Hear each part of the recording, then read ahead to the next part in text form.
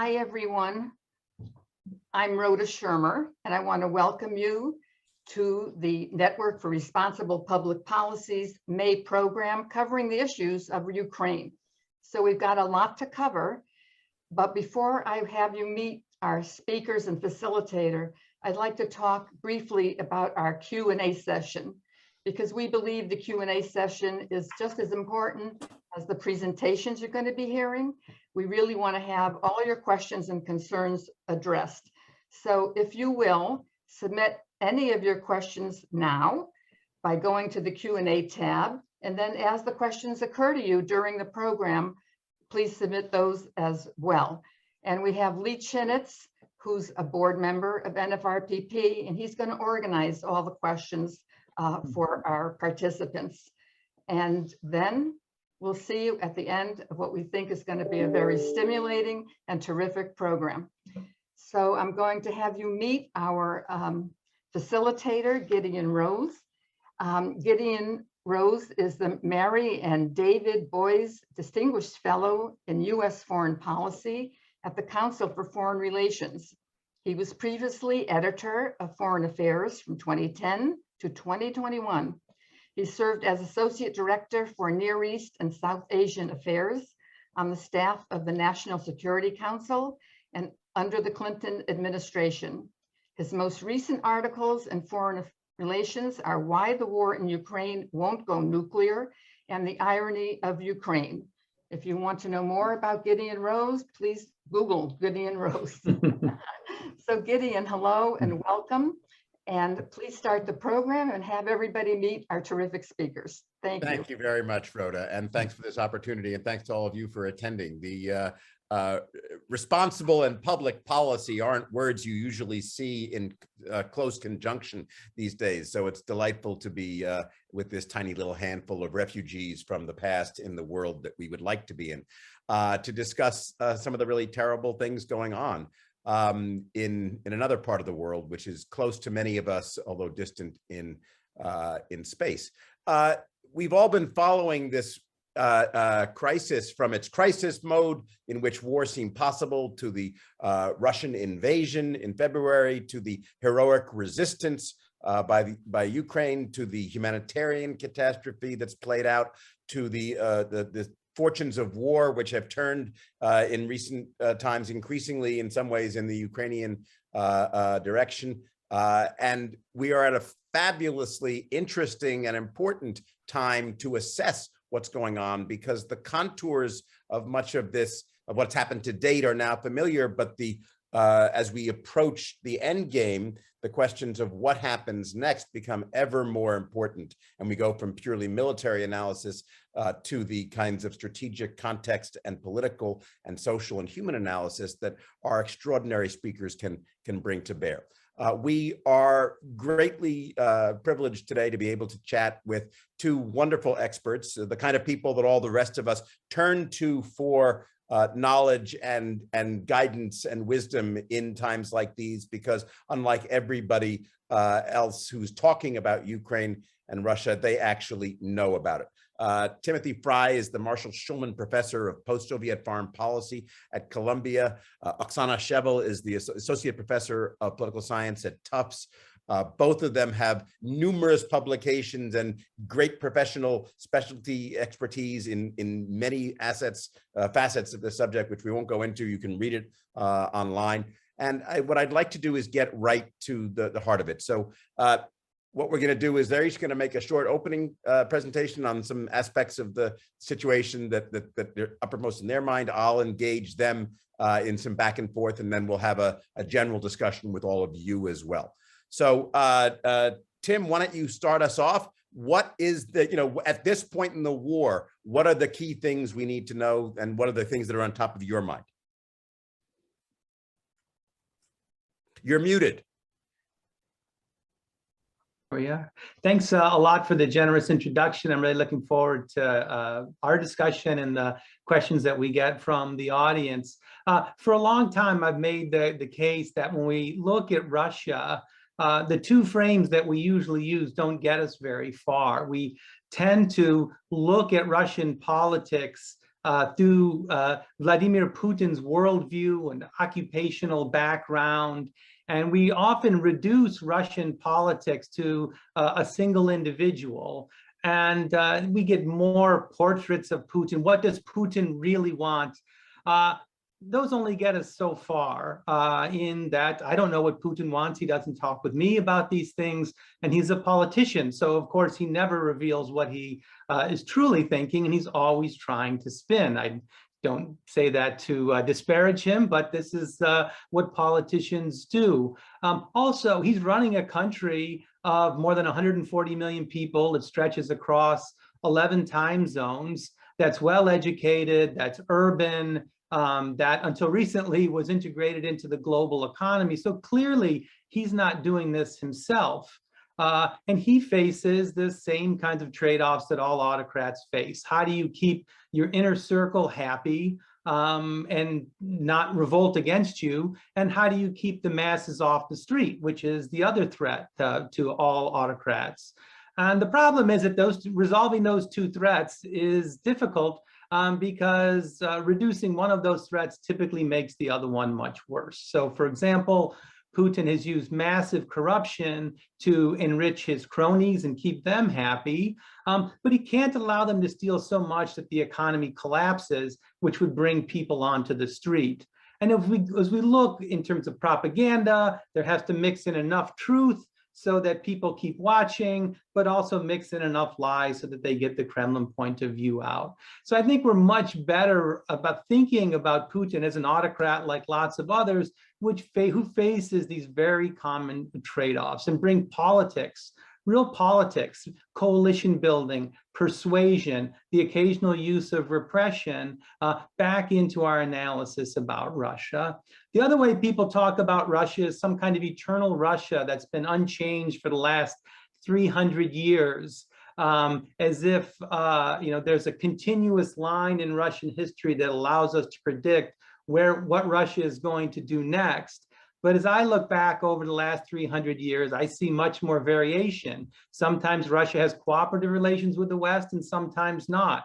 Sometimes it devolves a lot of political power and sometimes it concentrates it. Sometimes it invades its neighbors and sometimes it's not. And what we need to do is try to figure out, why it does one thing one time and one thing another time, rather than just assume based on a simplistic reading of Russian history that it kind of moves in one direction. So I really think that we should need to take the politics of Russia very seriously and not reduce it to the psyche of a single individual. That said, I'm going to seem like I'm contradicting myself, but hopefully not. In foreign policy, leaders matter a lot. And during crises, leaders matter even more.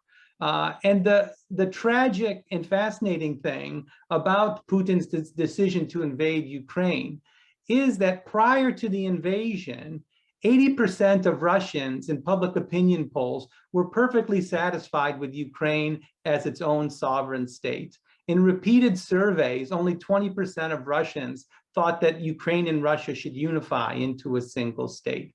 Even on the eve of the invasion, you got a bare majority of people who were willing to even recognize the Donetsk and Lugansk republics. That's not even incorporating them into Russia. So it's not as if there was this massive demand from below for this kind of action. And even among the elites themselves, there didn't seem to be a lot of support for this. Putin's inner circle of security people that he listens to the most hate the West. There's no doubt about that. But they don't seem to have Putin's obsession with Ukraine and his belief that Ukrainians and Russians are one people. That really seems to be fairly specific to Putin. So in this case, I do think that Putin is the ruler of Russia really is critical to this decision. And I think that's important so that we recognize how contingent the decision to invade Ukraine was, and it wasn't some kind of monumental clash of forces that was somehow unavoidable. I sincerely believe that a different leader, even one that was an autocrat, even one that was very anti-Western, might have made a very different kind of decision. So with that, I'll turn the floor over to Gideon and Oksana.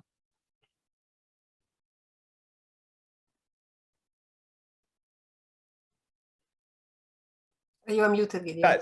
Okay. Before we get to Oksana, in 1 second, I want to do a quick little follow-up to you, which is put it in quick words then. If he didn't do it from pressures from the society or from his elites, why did he choose to invade? We'll unmute Tim. Oh, there we go. It's even more of a puzzle because it seems to have just been a really horrific mistake. Part of it was the structure of the political system, which gave him information, which I think led him to overestimate the capacity of Russia. This is hardly unique to Putin. This is a systemic factor that in these kind of personalist autocracies, particularly ones that have been in power for a long period of time, you tend to get surrounded by yes men. But I think the other factor is Putin sees himself as righting what he sees as an historic wrong, that somehow Ukraine was torn away from Russia, and that yes, now things are horrible, the costs are very high to this operation, but in 25 or 30 years from now, when Russia controls or dominates Ukraine or Eastern Ukraine or some part of Ukraine, it will all seem to have been worth it. I don't share that view. I think it's a mistaken view. I think events on the ground are showing that it's wrong. But I think that's the way to justify, that's how he justified the decision, I think, to himself. Got it. Oh, well, lots to talk about here, but Oksana, bringing you in. Okay, you're opening. Yes, thank you. I was actually going to, in some way, picking up where Tim left off with this kind of, and your question, like, why did Putin do this? I think the ideas matter, and I think Putin's obsession with Ukraine is important. I mean, I agree with Tim that this, we kind of have to analyze politics and not just the decision of autocrat, but given that it is such a small decision-making circle, that it is such a highly authoritarian state, and by some accounts, it was actually almost like Putin's single-handed decision. Like, yes, he consulted with some small circle, but this, decision to invade was ultimately his. And I think the way he views Ukraine is very important. And this is one of the points I wanted to make in my remarks, like the fundamental misperception of what Ukraine is, what it has been, and most especially what it has become since 2014. And it is really ironic because in many ways, up until the beginning, this war, we can actually date it back to 2014 when Russia first, through aggressive action, annexed Crimea, sponsored the separatist quasi-republics in Donbass. And that was all done to prevent Ukraine from turning away from Russia, from Russian sphere of influence, following these Euromaidan protests that drove the pro-Russian president out. But sort of the irony of it is, at least as I see it, that in Ukraine, there was historically quite strong pro-Russian part of the electorate. Again, for historical reasons, the east and the south of the country had more Russian-speaking population. Not all sort of this division is quite complex, but, if we simplify it a little bit, it's fair to say that there were people there, substantial number of people who wanted kind of closer relations with Russia, not necessarily the same state, but certainly Russia had a lot of leverage through basic democratic politics to have pro-Russian politicians occupy, sometimes pinnacles of power, and Ukraine certainly have substantial representation in the parliament. And that has not changed after this pro-Russian president Yanukovych was driven out. But what happened sort of ironically, once Putin decides that this was this sort of now or never kind of Ukraine is fundamentally turning away from Russia, and he went to annex Crimea and started the separatism in Donbass, we saw a sea change in Ukrainian attitudes in the historically pro-Russian parts of the country. And Putin dismissed that evidence. I mean, he's on the record when he was explicitly asked, what does he make of opinion polls that show that now in the South and the East, more people support, say, joining NATO, which they never supported before, right? More people share certain historical kind of interpretation of history that was not pro-Russian. And he basically would say that these either opinion polls are fake, or, people are afraid to express their true pro-Russian preferences because they are ruled by the quote-unquote Nazi government, right? And he seemed to have genuinely believed this. Again, in part, we saw these purges in the Russian security apparatus, not least because, the information he was fed or he chose to kind of absorb led to this fundamental miscalculation that they were hoping, and that was the narrative, that the Russian army is coming to liberate Ukrainian people from these Nazi who have been ruling over them. And they were expecting a warm welcome, and they're not receiving that. Like anywhere in the south of the country, in the east of the country, the most pro-Russian areas historically, there is now resistance. There have been protests before they were crushed by the FSB. There is partisan activity. So they really, I think that was sort of fundamental misconception about Ukraine. And then it raises the question, what can Putin do about this? They can't even stage a fake referendum, right? So it really constrains and I think limits the options that they have. Yes, they can try to annex territory outright. So that's kind of one, I think, important thing. Another thing I wanted to mention is that I think the way Ukrainian agency is very important. This is something sometimes is lost in the Western, some of the Western analyses, sort of like, what should Russia do with, like US should do with Russia, and kind of like as if over the heads of Ukrainians, you can have some sort of agreement. But I think that's a big mistake to think that way. Ukrainian people have a lot of agency, and most importantly, that they are determined to fight because they see this as the fight for survival as a nation and a state. So again, the way the narrative has been coming from Russia about the so-called denazification, what does it really mean? Is it really going about some fringe far-right movement in Ukraine? No, it is really going about political elites, the people, the activists who have explicitly pro-Ukrainian position. And these are the enemies. We see that in the arrests and destruction and killing of pro-Ukrainian activists, of journalists, of civil society leaders. We see this in the going after Ukrainian language school teachers, erasing signs of Ukrainian statehood from the occupied territories. So the way the Ukrainians see it, any kind of territorial concession, potentially to give Putin, quote unquote, an off-ramp, is just not acceptable, because that would subject people on these occupied territories to brutal occupation, to torture, to murder, to disappearance. And Ukrainians are determined to fight. And the opinion polls show that over 90% believe that they can win.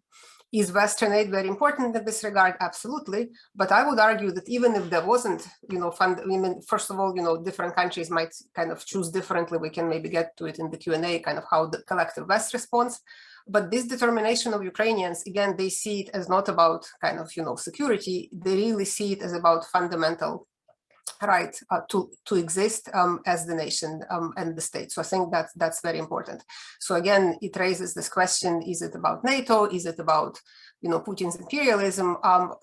Probably both play some role, but I would kind of be on the side, take an argument that it was not primarily, or certainly not exclusively about NATO. I think Putin's designs and his issues with Ukraine go much, much deeper than just security alliance of the country.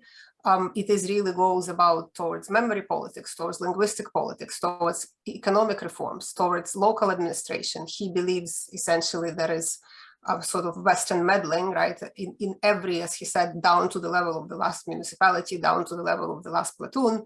And Ukrainians see it, we have to fight for the right to exist. So the last point I would make, if we're thinking about sort of what's in the future, right, I think I would suggest that there are, at least from the Ukrainian side, kind of three levers, maybe we can say 3 levels of what concession is possible or not possible. I think succeeding any additional territory, basically the ones that was conquered since February by Russia so far, is completely unacceptable. So I think Ukraine would not agree to any kind of Putin face-saving off-ramp if that's what, say, he were to offer ceasefire and kind of freeze the corridor. Now, when it comes to the territories occupied before before this invasion, the Crimea and Donbass, I think here there is a little bit of a difference. And here again, I would draw a distinction between Crimea and Donbass. I don't think Ukraine would go as far as trying to reconquer Crimea militarily for all sorts of reasons. We can talk about that. So even if they had military capacity, which is not clear. And I think Donbass kind of falls in between. Yes. I'm sorry.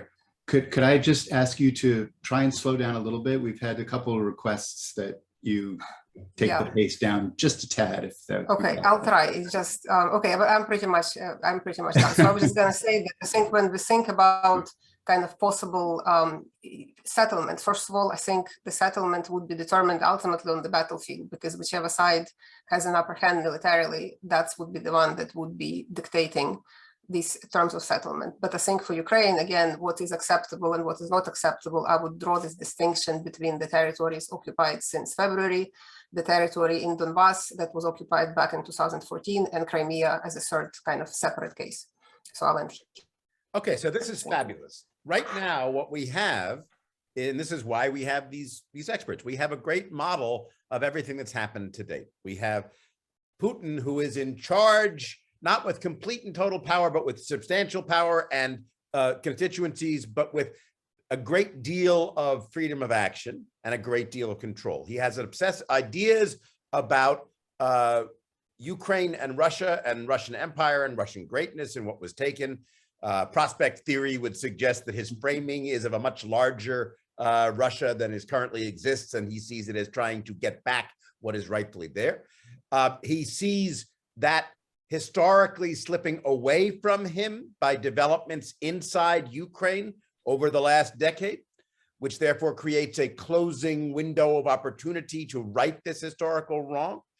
We could add that he probably saw the West's lack of significant response to his previous predations over the last decade, and the Western disarray and the signals he was getting from some parts of Europe as a sort of yellow to green light for, I can do this and get away with it if I present them with a fait accompli. He was inside a groupthink system, which everybody was feeding him what he wanted to hear and believed his own wishful thinking.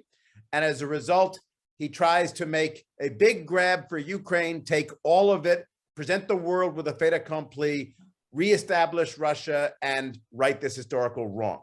That's how we get to the beginning. Is that basically what you guys would both agree with as a narrative going up to February 24th? It's a brilliant summation. Okay. Then what we've all seen is this, since then, is what you might call the reality principle coming into the worldview of the dictator who doesn't necessarily get it at home. The extraordinary Ukrainian resistance, the extraordinary national resilience shown by the Ukrainian people and government. No Ashraf Ghani running out in the middle of the night at the first sign of terror, no complete divisions, unification behind a strong political leader who resisted, armed forces that turn out, for those who haven't been paying attention, to have made extraordinary progress in the last 10 years and are fighting at the highest levels of modern warfare, even ahead of others in many respects, since we haven't had too many wars with drones recently, with Western aid to be sure, but Ukrainian forces themselves performing well above what many outsiders would have expected, while the Russians have done the opposite, performing much below what most people expected, showing dramatic differences in the two sides' military capacities compared to what the simple line of forces or distribution of tables of pre-existing reserves would have led you to believe, and which has resulted in Ukraine not just being able to hold out, not just being able to win the Battle of Kyiv, not just being able to push the Russians back from Kharkiv, but also to fight to almost a standstill so far in the battle for the Donbass. And according to what seems like the best military analyses, we seem to be getting to a point in which the Russian forces and the Russian offensives are what in military terms we say culminating, that they've basically thrown in whatever they can throw in without larger mobilization, have tried to piecemeal make more reserves and use up whatever stocks they have available, but are starting to run out of that possibility. And the Ukrainians, not just passionately motivated the way Oksana said, but with increasing aid from the West, which realizes that in fact it's going to back a winner and that the Russians need to be pushed back. The Ukrainians are about to get to the point, according to my read of the situation, where we can see their offensives, counteroffensives, possibly starting to occur in the next few weeks. And so the question I want to raise to both of you is this. You both made a very good case why the ideational factors, the psychological factors, and the Weltanschauung and the ideas in Putin's head led him to this war and will make him highly resistant to any kind of simple Machiavellian, Bismarckian, or Kissingerian calculated walk back because he really believes this and he thinks it's deeply important and he's committed to it. So my question to you is this: if the reality principle of the war has still not yet dawned and made Putin change his mind, if you can see the Russian forces losing and yet he has not yet changed his goals, what is the point? How do you, at which that happens? What does it take for Ukrainian military success on the ground, physically pushing Russia back? Will we see in the Southeast, assuming, for example, that the West no longer pressures Ukraine to do what Oksana was saying, which is, give them a quick off-ramp. If the Ukrainians are able to mount, first of all, do you think the Ukrainians are able to mount military offensives that could possibly take them back to the February 24th lines in the next few months? And second, if they can, will that be enough to make Putin realize, hey, I've lost the war? What will it take to make him realize he's lost? Either one of you.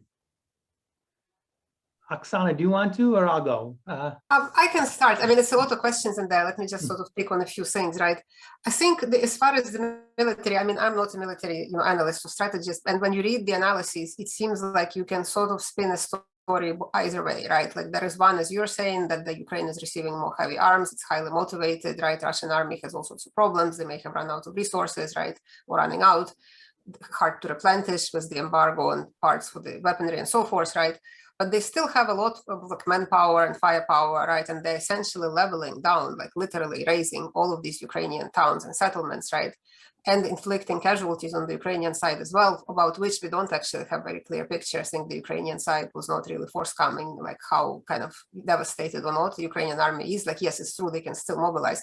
So I think this sort of, to your question, is it feasible that in the next several months? I think it's feasible, but I don't think it's a guaranteed either, right? So, and I think Ukrainian leadership has been quite careful to sort of prep people for a long war. They just extended state of emergency for 3 months, martial law, rather, right? So I think, like I was saying, so the battlefield would be decisive, right? And then what would Putin do? I think this is exactly sort of a concern on the part of many in Ukraine, that he could potentially, if say things are beginning to look badly for him and he does come to the conclusion that, say, the longer he waits, kind of the worse they would be because Ukrainian army is pushing back, right? He could try to declare a ceasefire at any point and say, like, let's sort of like have a peace deal now, right? And maybe I get control. It seems like it's unlikely they can even capture all of Donbass, but maybe they'll capture, whatever they captured, plus the south of Ukraine, which is the coast. And I can see, how some in the West would say, oh, great, at least now we can have the end of the war. Let's sort of try to come some agreement. As far as Ukrainians are concerned, this would be just buying Putin time to rearm, to remobilize, to get, to kind of get rested and keep, it essentially would be another wave of invasion. But I think he could try to sort of sow this discord among some, countries in the West, which again, as we all know, some sort of more hawkish, to put it this way, like US, UK, right, like Poland, the Baltic countries, but like France, Germany, Italy, right, they might say like, oh, we can sort of, let's have some deal here, right? So I think this is something to watch for. So I can see Putin, yes, he failed to reach his ultimate objective, but getting anything in a way would be better than getting nothing, right? If he does control the coast, it really strangles Ukrainian economy. And as an intermediate victory, if he does have this long-term game, I agree with you, Gideon, that you said sort of like, whatever happens now, if in 30 years I control half of Ukraine, like I go down in history as somebody who sort of corrected historical injustice, right? So I wouldn't put it past him. I think that's quite a realistic scenario if things begin to go badly, that he would try to kind of retake the initiative and propose some kind of ceasefire, but they still get to control some territory. Fascinating. Yeah. Tim, same question. I would say that Putin, he's driven by, correcting this historical injustice, but he's very flexible. He tried to seize Kyiv very quickly. That didn't work out. He seems to be adjusting in a kind of very reasonable and kind of rational way to say, okay, here's my second best plan. Let's try to take the Donbass and cut Ukraine off in the south and end their access to the sea. And that way we could really just dominate Ukraine from that position. I don't think that there's such great support among the Russian people that they would be upset if Putin were to say, We have denazified, whatever that means. We've demilitarized, whatever that means. We've liberated, those people who wanted to be liberated. We're declaring a ceasefire. I don't think from ordinary Russians, I think for the most part would be relieved. I think support for the war right now is very broad, but it's also very shallow and contingent in that, if Russia's lost somewhere on the order of 8 to 15,000 casualties, Russians don't really understand why the war is happening. They're supposed to be one people, but we're killing them. The Kremlin didn't prepare a narrative to really convince the public. So, and also the elite would be, I think, most upset. But it's also hard to overthrow a personalist autocrat who's been in power a long time. And, he might think he's better off, declaring some ceasefire, having seized enough of Ukraine. So I don't think, his obsession with Ukraine is so great that he would risk losing office for it, or risk doing something crazy like nuclear weapons or chemical weapons.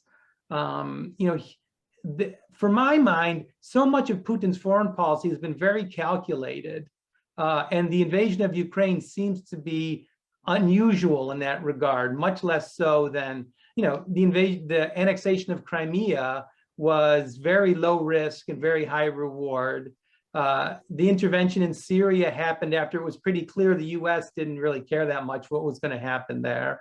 And even in Eastern Ukraine, the way Russia supported elements within Ukraine and stocked them with Russian troops, they really tried to downplay their role rather than to play it up. There was no great campaign to say, we're taking back Eastern Ukraine. It was all, oh, we had these volunteers who just happened to be interested in going there. So I think this was really a risk minimization strategy, So I don't know, I think Putin is a very calculating leader, and I think he'll be calculating in the way he tries to end the war as well. Okay, so this is great. Now we've built another layer to the model, which is the most likely situation now we're facing with something of a stalemate, but about perhaps to turn a little bit, is that Putin might, in effect, his next plan, or a version of his current plan, the most minimal version of the current plan, declare a victory in the East when you still have something that is more than you had to begin with on February 23rd, and in effect do what some of us thought he might do in the beginning, which is another little bite that would be not hugely take all of Ukraine, but enough to keep expanding a little bit, end up maybe with a frozen conflict yet again, but having pushed the line out yet more, and have in effect some gains to show for it. And that's what Oksana is worried about, because that's not inside the Ukrainian sphere of what's acceptable. So that's an interesting one. If he does prove able to hold, if Russian forces prove able to hold a line somewhere between here and the February 24th starting lines, and if Putin acts in the way that you suggest, Tim, and then Oksana agrees, then we might have the situation that Oksana was talking about, in which there's a kind of declaration or pressure to build towards a settlement that is much less than what the Russians wanted in the beginning, but still more than the Ukrainians want to accept, because it represents enough of a victory for Putin to hope that in the long run, this could continue to get the original goals. So now, Mike, that's it. That's a very interesting one scenario to watch. Here's my next question, though. If, in fact, the Ukrainian forces can push further with the new weaponry, if in fact the Russians find it hard to do all the supplies, and you get almost what, let's say, is a best case military scenario for Ukraine, not necessarily a Russian collapse, although that's not impossible possibility, a Russian military collapse. But let's just say it's like a tug of war in which you get pulled back, and before you collapse, you do get to the starting lines. my research on war endings suggests that starting lines are the situation, the status quo ante is a very stable, easily cognitively available place to stop a war that both sides feel sort of should stop. You see it in Korea. You see it in the Gulf War. The border forms or the original line of contact. And my question to you guys is, if you get there, so that he has nothing to show for this war, Putin has nothing to show for this war except the damage inflicted. And then if maybe you even go, as Oksana was saying, a little further and take back some of the Donbass, but leave Crimea. Does this, is he still able to accept a deal like that when he has no military option otherwise, while retaining power inside Russia? What is the point at which Putin has to worry that the defeat is so great that it threatens his standing at home? So one point that people should be aware of is that, it's much easier to govern as a popular autocrat than an unpopular autocrat. And Putin has been relatively popular, in part because Russians see him as pretty competent. The first decade, living standards soared when Putin came to power thanks to high oil prices.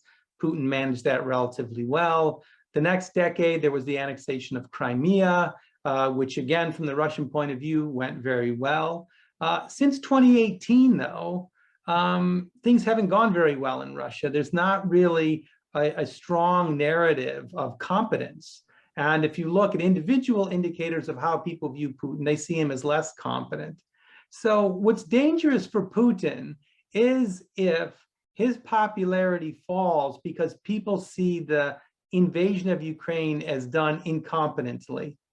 And one of the ways that Putin has been able to stave off challengers is because it's not just that he's popular, it's that he's a lot more popular than the other people in his inner circle who could replace him, right? So should casualties go up, we haven't even talked about sanctions yet in Russia, which is another wild card, and Putin's popularity start to fall, he becomes one of a number of potentially influential people who could rule Russia, but he loses what has been his real trump card, which is his ability to say to his inner circle, look, I can solve the problem with the narod, with the people, the popularity issue.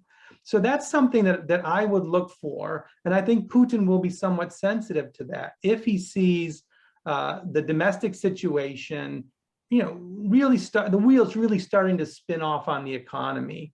Layoffs in some of these big industrial cities that brings people onto the street.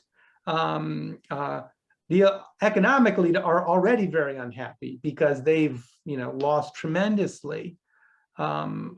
So my sense is that he'll be keen to be seeing what's going on within Russia, and this might give him an incentive to cut a deal before it reaches the point where his rule is threatened. So in effect, we're going to a race now. It looked earlier like the race was, will the Russians be able to beat the Ukrainians before anybody else could even pay attention and wake up to what's going on? Right. When the Ukrainians held their own early on, it became a race. Can the Ukrainians hold out and get supplied, and can others, help them to hold off the Russians while the Russians doing their attacks?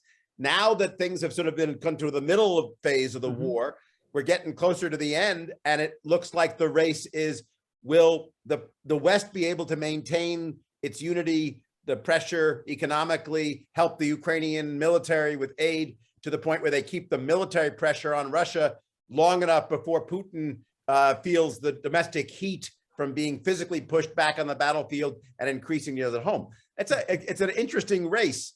So let me ask you a question, Oksana, about Ukraine. Let's say that the worry that you had doesn't pan out, that Ukraine manages to make continuing progress on the battlefield, pushing the Russians back, but the Russians don't respond with a quick ceasefire to try and lock in some gains. They just sort of stubbornly persist in ceding ground and being pushed back slowly.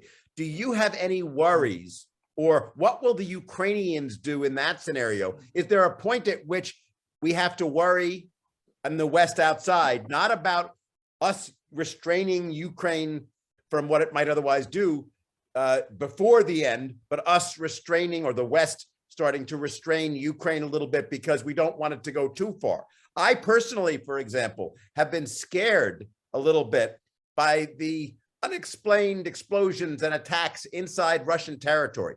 The few rules of the road in the nuclear era that I've studied suggest that you don't threaten the other regime, a nuclear regime, you don't threaten the other's territory, and you shoot for a sort of status quo ante in a limited war in the nuclear age. Is there a worry that if the Russians don't try to seek a ceasefire, the Ukrainians might start upping their goals to actually try to make Russia's pay, and that at some point it becomes really scary?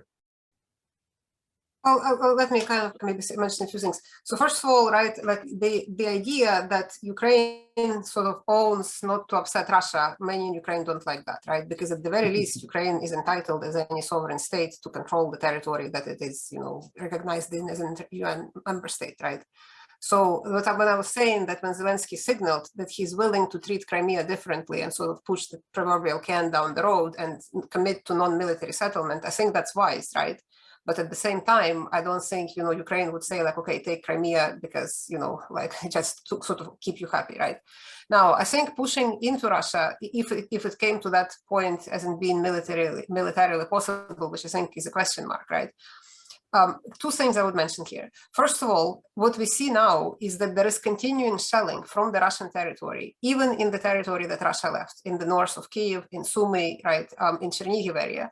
So that raises the question, is it legitimate, for Ukrainians to protect their own territory, right? Not to go and like send the army to take over Belgorod, but to strike whichever, say, battery of multiple rocket launchers is shelling Chernihiv area from somewhere in the Russian territory, right? Like, I think that's sort of, it's a legitimate question, but that's different from Ukraine sending an army in there, right? Like one could say, if say there was a peace settlement, that there should be some demilitarized zone on both sides of the border, maybe with some peacekeepers who would, I think Ukraine would agree to this. Like, I don't think Russia will, honestly, but I think that would be sort of, it would protect, Ukrainian safety in its border regions without having to go into Russia, which I don't think, Ukrainians are really planning on doing. Again, sort of this defensive war as opposed to offensive war. So I really don't think Ukraine would go in and try to like take over some Russian territory. But at the same time, they do legitimately, I think, want to protect their border regions, which are now being shelled even in the parts where Russia left, right? So I think that would have to be somehow, somehow solved, right? And then another thing I wanted to mention just from this previous conversation you had with Tim, I think it's really interesting. I mean, we don't really know much, obviously, because Russia is such a closed society, but to me, it seems there are a bit of two contradictory things, right? Like one, the power of the propaganda there, how they can sell almost, it seems like anything as victory to the Russian public, right? Because on the one hand, despite this disaster, I mean, objectively speaking, that they tried to take Kyiv in 3 days, there was even a victory article published, how they quote unquote solved the Ukrainian question, right? Like all that had to be backtracked. And, the media did like a fine job with that. So it's not, back to Tim's point, it's not that there is now dissatisfaction in Russian society saying like, oh, this, major goal failed, right?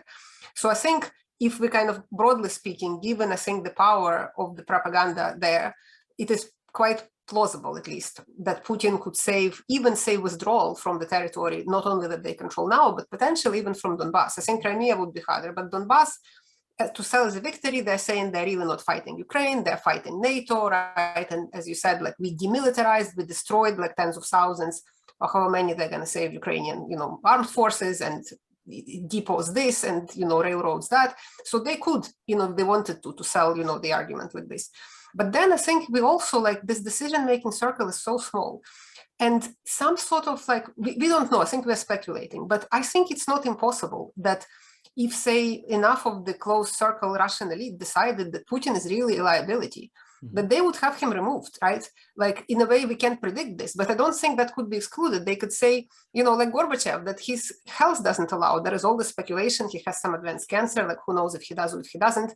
But we've seen this happen before, right? Like you can say that, Vladimir Vladimirovich served the country valiantly and he's now in poor health and he has retired, right? Or some, like, I'm not saying this is necessarily will happen, but I'm saying given how little we know as to sort of really how these decisions are made, right? Like how much support Putin has even among his closest, you know, FSB or whoever he listens to.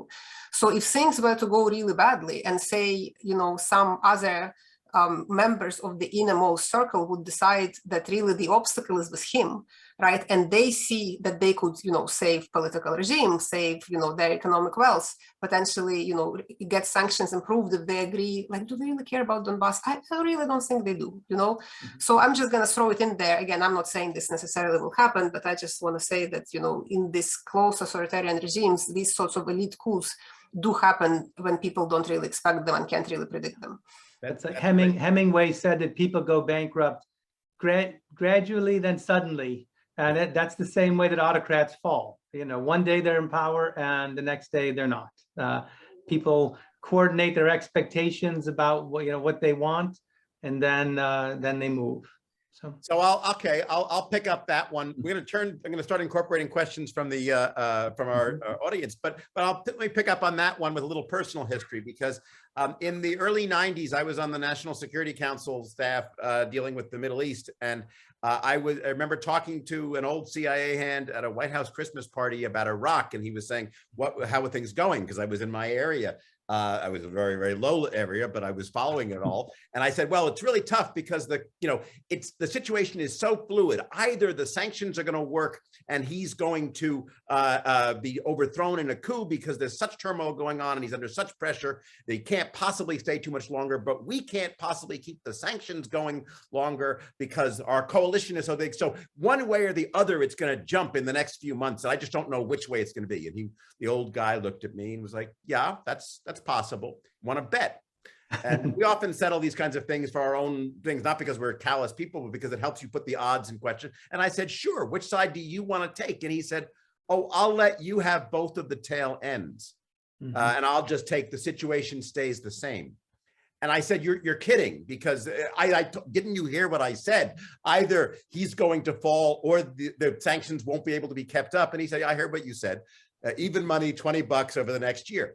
Sure enough, the next year I bump into the same guy again, and he said, I give him the $20 because the situation is exactly the same. And he says, you want to re-up because, this situation could, he might fall this year. And I said, I learned my lesson. And I started to, and I made more money off that bet with other people. So things can persist longer than you think. And with regard to and another friend of mine who knew Saddam even better, was the CIA's top analyst of this. When I said to this question, he said, Saddam will not die naturally in his sleep. But at any given year, the bet will be that that's not the year it's going to happen, because his entire regime is geared towards preventing it from happening. Yeah. So it's unlikely at any given moment, although it will happen at some point. That's probably the same thing true for Putin. On the question of the punitive stuff that you were just talking about, Oksana, another Iraq example is interesting because there was an operation in 1998 called Desert Fox. Saddam was trying to escape the sanctions and was doing violating various things. And we were going to, the UN coalition was bombing him in order to get him back to the sanctions table. And there were some people who advocated an open-ended bombing campaign to coerce him back to the enforcement of the sanctions. And the administration at this point didn't want to spend too much time and effort and didn't want to have a loss or an ongoing thing. And so the more cautious voices inside said, no, let's just define this as a punitive mission. If he comes back, that's fine. But this way, we'll just bomb for a few days, destroy some stuff, declare victory, and say that was enough. And so you could imagine very easily a leader saying, our goal was to punish Ukraine. Look how much we have punished them. And now we can stop punishing them. And I, too, like you, have said, felt that the control over the information environment at home, which we wouldn't want to live under ourselves, is nevertheless actually a very good thing when it comes to war termination, because it means that anything can be sold pretty much. Yeah, if you look at the war aims that Putin has put out there, he can pick and choose which ones he thinks will be the most sellable to the Russian public. Denazification, demilitarization, liberation, these are all pretty vague terms. So, I do think he has wiggle room here. So, for you guys, just to point out how far we've moved in 2 months or 3 months now. You know, we were worrying about whether Russia would attack supply lines in the West, in NATO countries. And now we're wondering whether Ukraine will attack Russian supply lines and artillery positions inside Russia. It's we literally have flipped from one, bad scenario of wider wars to another one that's 180 degrees. It's almost as much as, German foreign policy has flipped. In that regard, let me ask you guys a question. For all that you're experts, there must be something, maybe even many things that have really surprised you about what's happened. If you were to have watched, be told at the beginning of this year, this is what's going to happen, blah, blah, blah, blah. What are the most surprising things that you didn't call that you've just been watching and wonder as they played out? I have a couple. So I did think Putin was going to invade, and I thought if he's going to invade, he would do it in a big way. So that part, I had a lot of uncertainty, but I did have that view. It's in print somewhere if you want to check, take my word for it. I didn't think he would do it when he did it. I thought he would play it out much longer to show how reasonable and a person he was, and how stubborn the Ukrainians and the West was being. I thought there would be much more of a peace offensive beforehand, and that it would take place later. I was also surprised by how badly the Russian military has done. And I shouldn't have been, because Anthony Bourdain has this great line where he says, when you go into a restaurant and you go into the bathroom and it's dirty, you have to tell yourself, this is the part of the restaurant that they let you see. Imagine what's going on in the parts that they don't let you see, right? So I spend a lot of time studying the parts of the Russian state that we can see, and it doesn't work very well. So why should we think that the parts that we can't see, the most opaque parts, are so efficient and work so much better? The other issue is just morale. I don't think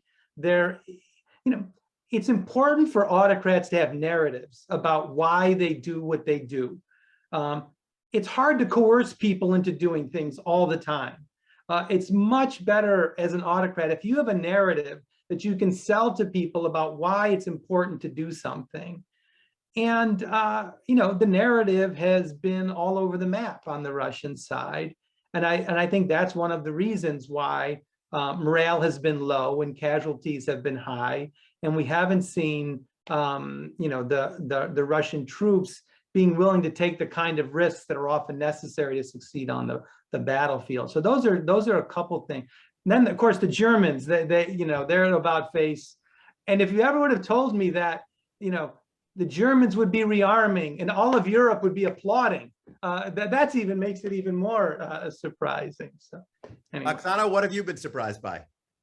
Yes, well, I actually didn't think he was going to invade, exactly because this makes no sense whatsoever. I mean, this whole plan to have some kind of puppet regime in Kyiv, or that they will be welcome, of the Russian troops. I mean, as somebody who knows Ukraine, who studies Ukraine like that, it was clear to everybody this is complete fallacy. And the task of controlling the country that is hostile of the size of Ukraine is just there is no path to victory. Still there isn't, right? But I kind of thought that Putin cannot possibly be so caught in his own misperceptions about Ukraine. So I mean, he clearly was. So that sort of was one thing that surprised me, I could say.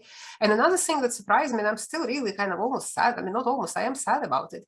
It's the support of the Russian society for this, right? Mm-hmm. The brutality of the Russian troops against Ukrainians, because these are countries, I mean, of course, they're not one nation, but I mean, they had very close ties. They were family ties. And when you read these accounts of people, in Russia, families, children calling their parents who saying we're being bombed by the Russian troops. And they're no, you're not, because our TV says otherwise, right? And then you hear all of these horrendous, human rights violations bordering on genocide, right? Of the behavior of the Russian troops towards the Ukrainians, right? Who speak the same language, who are Russian speakers. I mean, that I actually thought, if anything, that would be kind of constrained on Putin's behavior, because it's one thing to go bomb the Syrians out of the sky, who are some, faraway people, or even Chechens, right? right, who are different religiously, who are sort of not quite ours, right? Like, yes, they were Russian citizens, but they were not perceived as ours in the way Ukrainians are, right? This is like family almost, right? So that was really, so I think, like, you know, I came to the conclusion that it's not really correct to just consider it Putin's war. I think there is a lot to be studied and said and thought about of the Russian society. Like, what is this? I mean, in some parts of society, there is like really visceral hatred against Ukrainians. I mean, you see that on social media and in the exchanges, and that's something that I guess I didn't expect. I expected, if anything, that would be putting a brake on the invasion instead of kind of supporting it. So that was my big, you know, surprise and disappointment. Let me press you on that, because you could look at that in two ways. One way is, oh, there were these latent feelings for Ukraine that we didn't realize that it could be tapped into. And the other is, oh, people will just do whatever they're told. And that you can, the identities that are supposedly so strong and permanent and different are actually just whatever is whipped up by a sort of otherization that we can, you know, today it can be a yellow peril, tomorrow it can be a brown peril, or it can be neo-fascist. You can call the Jews Nazis, you can call anybody anything. So I guess my question to you is, do we take from this that there were hidden reserves, or that you could base any government that controls propaganda, you know, hell, we have half a country in the United States that is being told by its media and believing apparently that the election was stolen when there's no evidence that it was. So is the lesson here that people will just believe anything if they're in a sort of closed information environment, or that there actually are identities real, or does this mean they can be constructed and deconstructed at will? Yeah, no, that's, I think, yeah, it's a good question. I think it will be studied, you know, I think for, you know, probably some years to come. But I would say, like, yes, propaganda, I think, is important. I mean, there's clearly, you know, the message that Russian public was receiving from, right?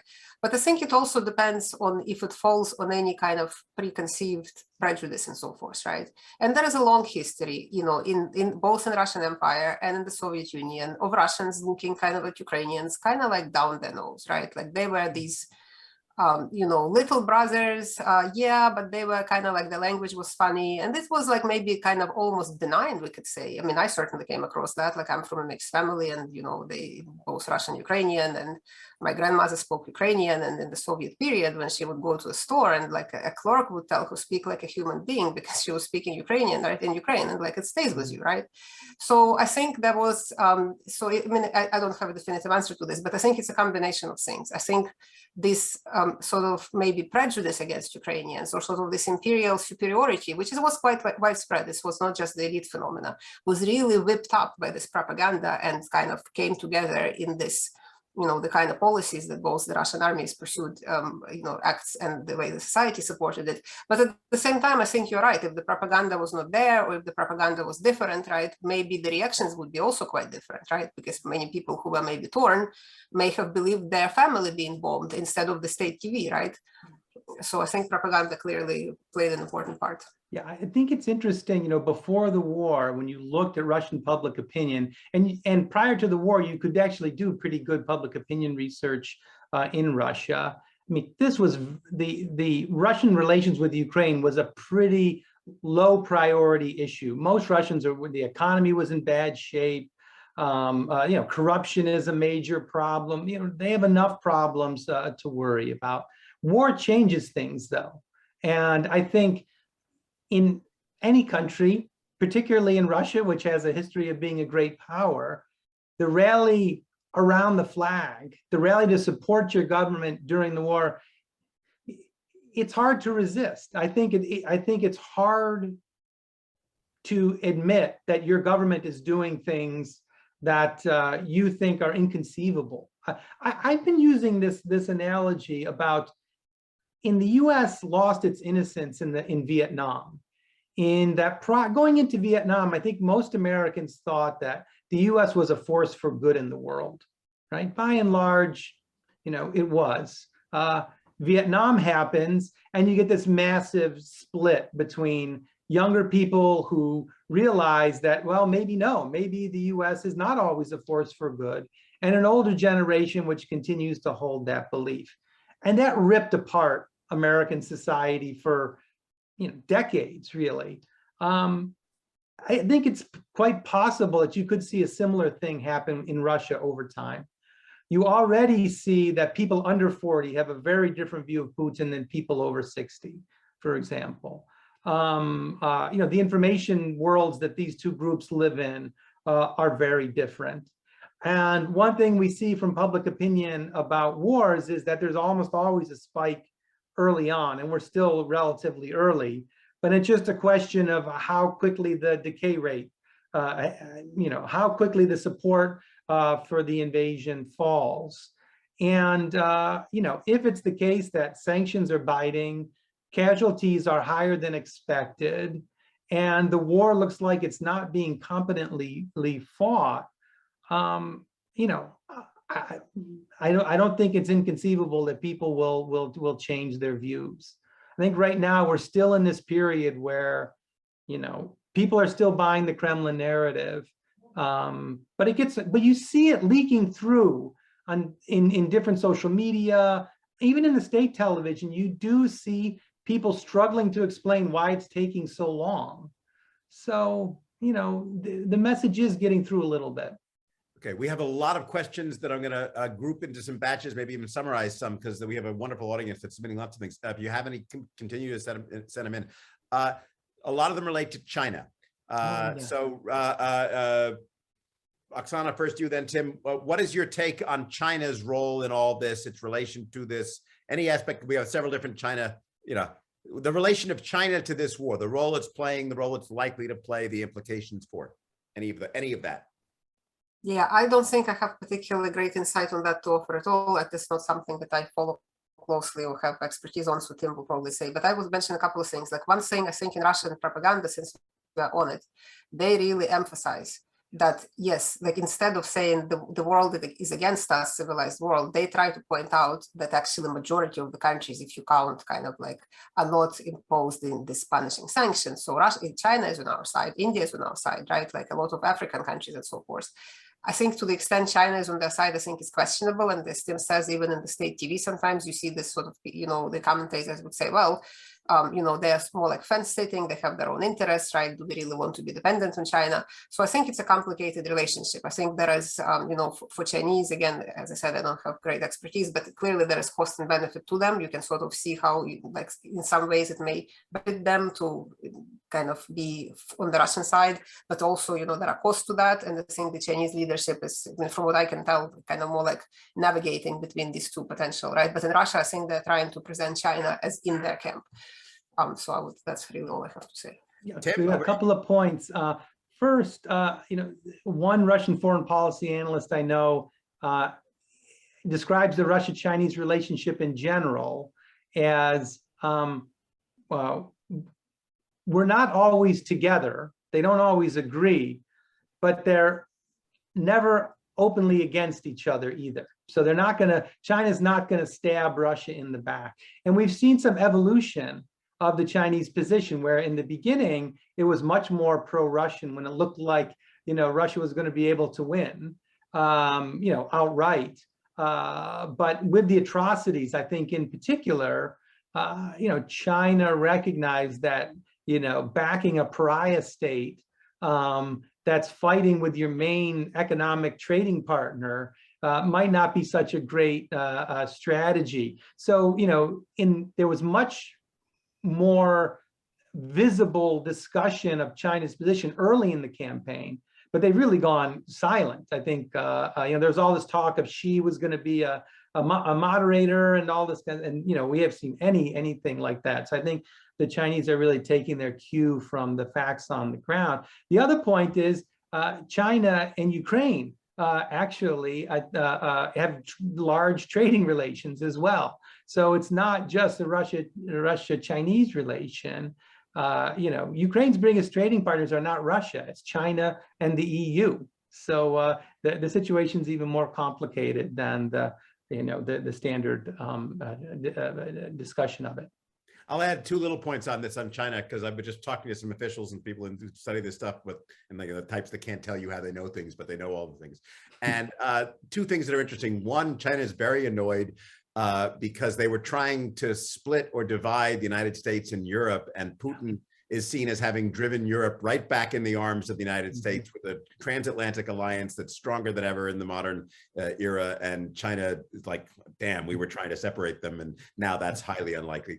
And the other is that they were shocked by the just like the Russians were, and by the fact that the reserves that Russia had accumulated were so easily wiped out or made non-fungible and useful. And the Chinese have built up extraordinary amounts of what they considered financial leverage on the dollar and incredible reserves that can be deployed to protect themselves or to leverage against the US. And watching the Russians be unable to deploy their financial assets effectively and be in effect screwed financially has made the Chinese very concerned, even more than the weaponry and the battlefield stuff. It's like, oh my God, how do we protect ourselves from this kind of financial punishment that the Russians were unable to protect themselves? There's an interesting angle that we don't see that much in the press. Oh, that's interesting.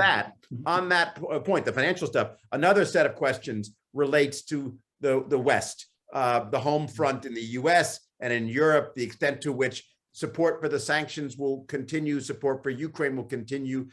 You could sum this up as saying, over time, as the costs of Ukraine go up and the economic consequences continue, will there be break? How will that affect Western policy towards the war?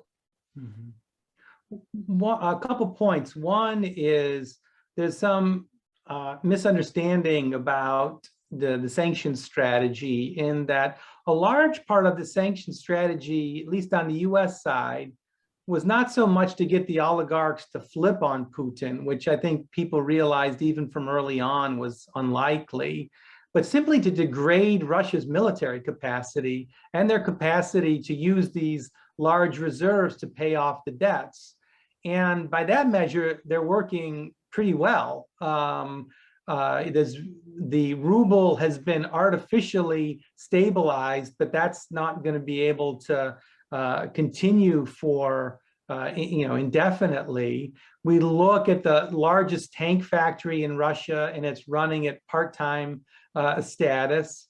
I think automobile outputs are down like 70% in the first quarter of the year because they can't get the microchips they need. I mean, Sheremetyevo, the largest airport in Russia, laid off 40% of its workers because there's so little traffic of goods and people coming. So the sanctions are having all of these effects within Russia that are difficult to anticipate, but are painful all the same.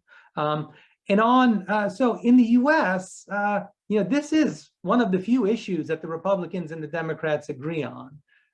Even Lindsey Graham, was meeting with one of Alexei Navalny's right-hand man, I saw on Twitter yesterday, and he, was pledging the Republicans would continue to support. In Europe, it's a much dicier option. But to the extent that Russia has committed, these horrific crimes in Ukraine, it becomes that much more difficult, I think, for European governments to change course. If you remember in 2014, speaking of bets, you could have made a lot of money betting against Europe's commitment to the sanctions, right? Everyone thought, oh, the sanctions will last a year, 18 months tops, then the Germans and the Italians that have so much business interest in Russia, they'll cave. Then the shoot down of the Malaysian airliner happened, and 300 people were killed, many of them from the Netherlands, and it became politically impossible to lift the sanctions. Here we are, 8 years later, the sanctions are still in place. So they might have more staying power than people recognize. That's a great point. The sanctions, everybody should realize, are much more easy to put in place than they are to lift. And so there's an incredibly inertial bias to them. By the way, usually, because I've written on sanctions, and I usually end up saying, that's why you shouldn't use them. That's why you should be very, very careful not to do them casually. This is the kind of situation in which you want to use them, reserve them for this kind of thing, because they are difficult to, but it's going to be very interesting. Do you worry, Oksana, about the sort of cracks in the Western support? Let me just mention a couple things. I think the way I look at it, and I think many in Ukraine actually kind of try to make this distinction as well. Like, is the West thinking about this conflict as ultimately just about Ukraine, right? And yes, it's like too bad things happen in Ukraine, but we can sort of contain it there, right? Like, in other words, if Putin were to declare a ceasefire and say he's gonna annex Kherson, well, that's terrible, but like, globally speaking, maybe it's an okay price to pay and will, help Ukraine other ways, right? But the other argument is that this is really a wrong way of looking at it, because you are having here, there are broader implications and broader consequences of appeasing this incredibly aggressive authoritarian regime, right? That just will not end with Ukraine, and you cannot just say, go back to business as usual. And I think in Europe, there is a division on that. Like, I think there are some politicians who would sort of kind of be in the first camp and some in the second camp, right? And the second camp would be emphasizing things such as not only, the massive, crimes that they were committed there, it's rewarding this revanchist kind of 19th century territorial grab, right? This is the regime that has been assassinating political opponents in Western democracies, right? That meddled in Western electoral process. It had said things about Poland and the Baltic countries, like, in other words, like, if they could, like they're already saying that war was NATO. So you really need to contain it, right? Like, so you cannot kind of go back to the business as usual. And I think the more that goes on, the more kind of debate we might see, or at least like it may sort of have its ebb and flow, but I think we will see both of these narratives playing out, in public debate, especially in some West European countries.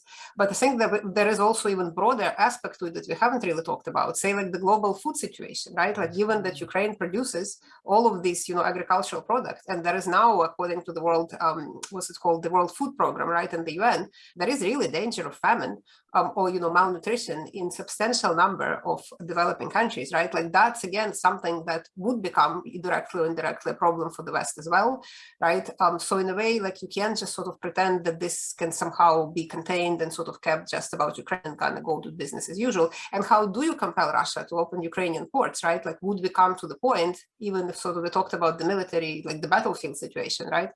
But if, say, there is a more severe threat or more immediate threat of global food shortage, would Western countries consider deblocking Ukrainian ports militarily, right? Or is this the kind of red line that leads into direct confrontation with NATO, and you can do this, but you can let millions of people starve in the developing world? Like, I think these are the kinds of things that haven't been front and center yet. Like, there is talk about them, but it hasn't really pushed, hasn't come to shove. But in a few months it might, right? And then what? That's a great point. Yeah, a Russian official today was asked about this and said, well, if you give us sanctions relief, then, we might consider, releasing them, so this is on their minds as well. It's not clear how this plays out globally.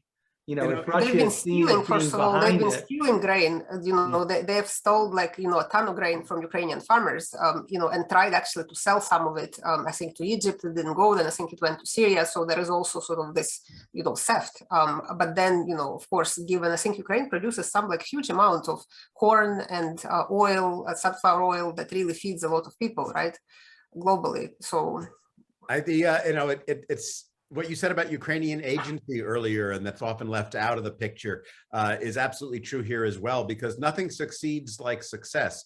And the fact that the Ukrainians are rapidly turning themselves militarily into the Israelis of Europe, it actually, I think, has made a huge difference, because not only does people want to back a winner, but the more that the more that Ukraine becomes not a liability, but a weapon to punish Russia and an example of the superiority of Western armaments, doctrine, values, whatever, the more it becomes a proxy war, not just in a sort of, oh, we have to do it. I mean, this is starting to look to me right now, frankly, like 1973, like the Yom Kippur War, in which you had a surprise attack, which gained a lot of ground, shocked people, the ability of the Israelis to turn the force of battle around and then launch forward, and then press the Egyptian army against the Nile, led to a situation in which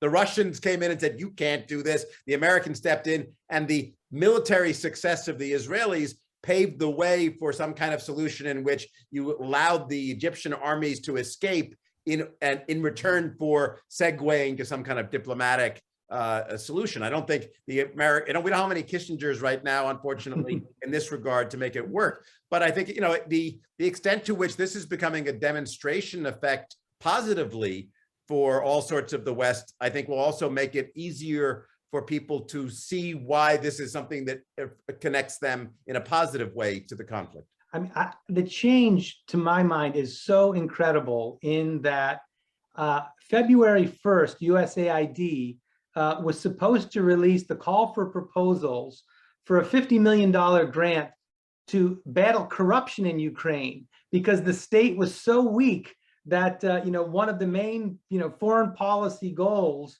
was going to be, how can we clean up this corrupt Ukrainian state that's trying but really just can't get the job done. And then a month later, 2 months later, Ukraine looks like it's really punching above its weight. And it's a mixture of a really robust civil society, really astute political leadership, and a real rally given what's at stake for the nation. It's really a remarkable story. I agree. I would add to it. I agree with what Tim is saying, but I would add to it. I think on the reform front, I think not to say there was no corruption in Ukraine, but I think this sort of corruption problem was overemphasized, and the successes of the reforms that were undertaken were actually underemphasized, because one of the big reforms Ukraine undertook successfully was this decentralization. And that's really feeds into kind of the civil society, local elite kind of amalgamation locally that we see doing all sorts of things, from delivering food and medicine, underselling, to evacuating people, to then now planting flowers in Kharkiv, right? And this is exactly because there was sort of this decentralization, more resources went locally, officials were elected locally. So there is much more kind of connection between the people, the citizens, and the elected officials than there was before, right? And we also see this sort of fewer cases of, officials defecting to the Russians, right? And I think that's all of this was not really quite, I think, appreciated, because, sometimes for understandable reasons, there was still a lot of corruption, and that was a problem. And yes, but I think everybody who is now shocked that the Ukrainian state turned out to be as resilient as it did, as capable as it did, I think it did have also some of the origin in more successful reforms that were acknowledged. I would have been surprised. I would have been skeptical at your saying that, except for the fact that, having watched the military performance, which also was the product of astonishing progress in reforms in the last decade, which were not as visible in the outside until you saw the fruits. It is much more plausible to me now that that was happening, as you said, in the areas we couldn't see. Okay, I'm going to group a bunch of questions now in effective countries, small countries on the periphery for 300. Moldova, Belarus, and let's go with the Baltics, but the Nordics and the North. So we have here, first of all, conflict adjacent countries. Do we have to worry about Moldova and what about Belarus's role in all this? Talk about that for a second. Have they changed their position a little bit? Are they getting cold feet? And also, isn't it, the North, and the fact that this has actually not just not stopped NATO expansion, but actually led to the greatest expansion in NATO, even in half a century. Mm-hmm.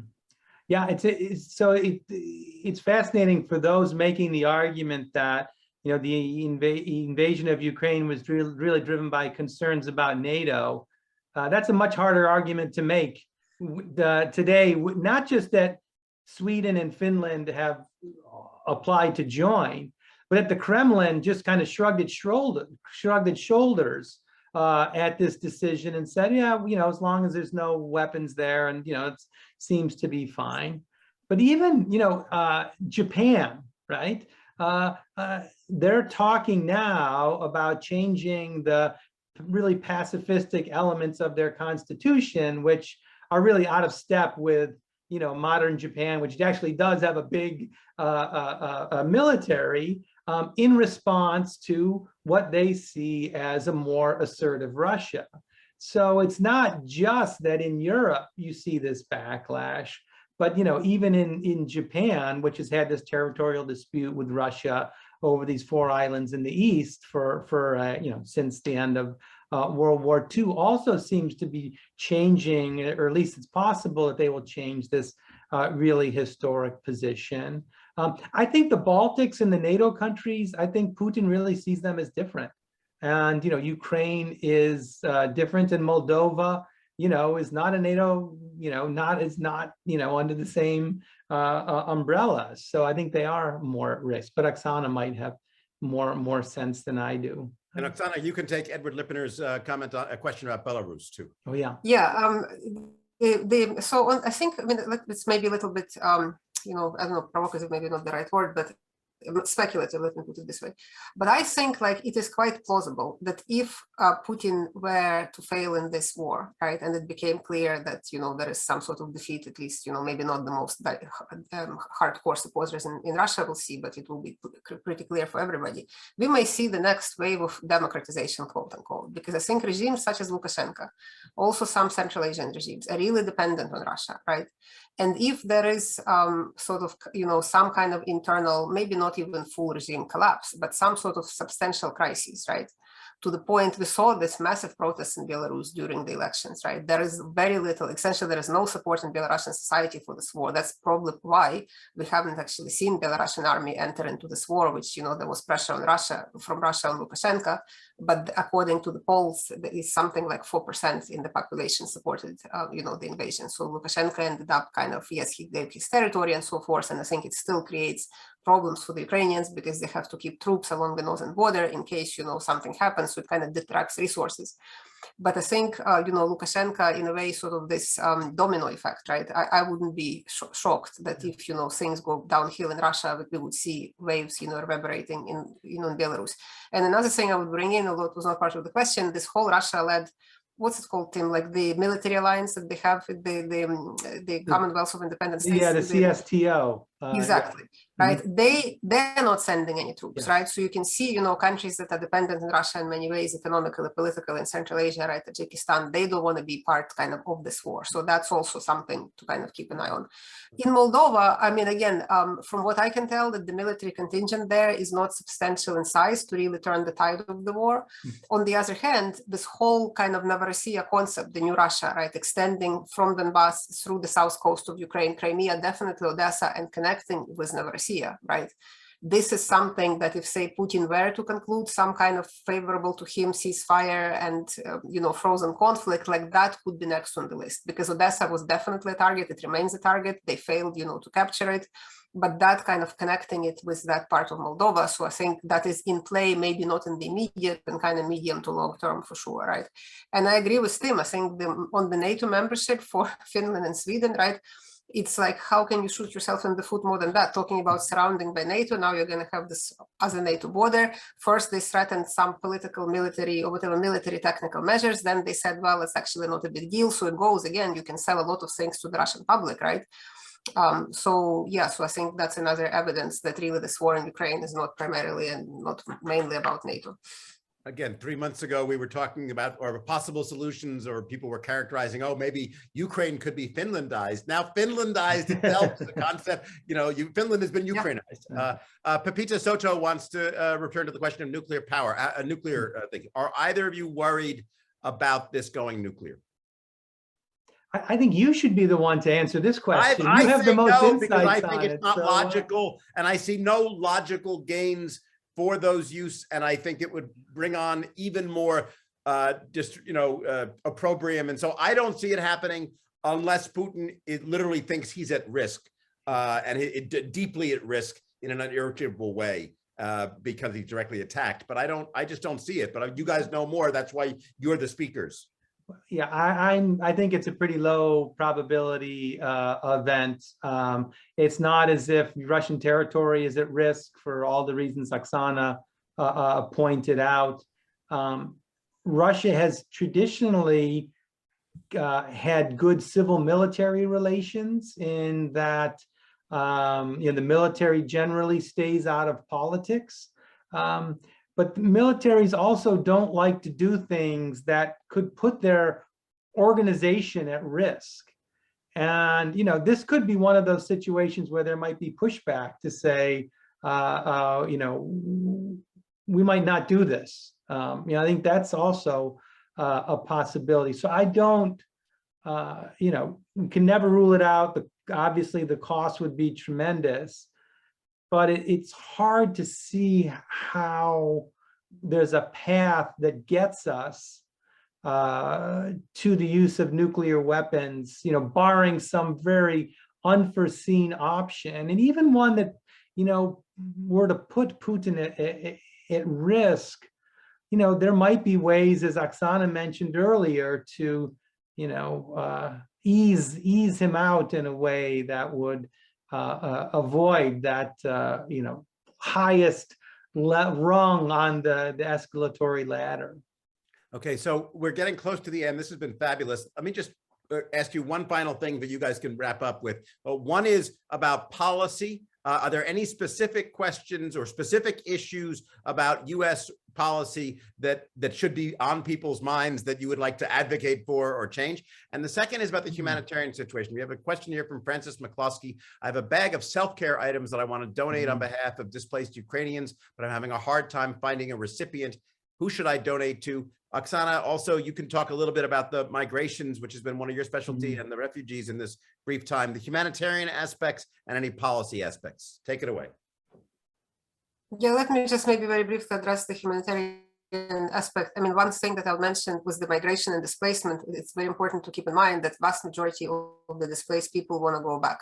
So that's not, again, something that the sort of people see as a way kind of opportunity to leave, to get to the West, to migrate. The people really want to go back. And of course, the longer this conflict goes on, kind of we might see the reduction of this sentiment, because if people put roots somewhere else, right? So I think the reception that they received in Poland in particular, but in Western Europe in general, I think has been, very encouraging. Again, you hear that it's not equally the same in some countries. I've recently read about Austria, how they're the government is not, so I think humanitarian support continues to be important. For the question where to donate, I think what I would say that donating money here is really much more efficient and much more effective than donating goods. I think some local Ukrainian organizations, if you were to look for, in whichever area you're in, oftentimes the churches, they might collect things such as medical supplies, but they wouldn't collect things such as shampoos or clothing, because that's much more efficient to source that already locally than to pay for transcontinental shipping of these items. But I think for medical supplies, if you have any to donate, those could be donated to local Ukrainian groups. Tim? Hey, Yes, Razom for Ukraine is one that is very well run and has done tremendous work. Also, the Kyiv School of Economics is another place where I've given money and really think that they're just doing really heroic works. One policy change I would like to see is we should be doing more to bring the Ukrainians who do want to come to the U.S. To make it easier for them to do it. I think we made the generous offer of 100,000 Ukrainians could come to the U.S. I think there's 100,000 Ukrainians in Berlin at this time. I mean, certainly we as a country can do better. So that would be one thing that I might advocate for. Thank you very much. Rhoda, back over to you. okay, thank you so much, Gideon, for a fine job of facilitating this discussion. It was wonderful. Thank you, Tim and Oksana. It was a very dynamic and lively discussion. And I think the questions were good, and I hope all the questions got answered. I just want to say one more thing to our audience that is still here and invite you to our June 16th program, which will be on election integrity or integrity of elections. And we also have a good lineup of speakers for that program as well. And I'd like to urge those of you that are not yet getting our notices of our programs and events to go to our website and to sign up to get these notices. A lot of good programs coming up every single month. So thank you so much. You guys did a fabulous job, and we at NFRPP appreciate it very much. Thank you very much. Thank you. Thank you. That was a great conversation. Great Yeah, well, chatting. and we'll Thank you for the probably do an questions. update on this in the near future. Yeah, I'm sorry. Hopefully it'll be a little bit more optimistic and yeah. So maybe toward the end of the year, we'll see how some of this conversation has evolved. Thank you again, thank you. and good night. Good night. Bye.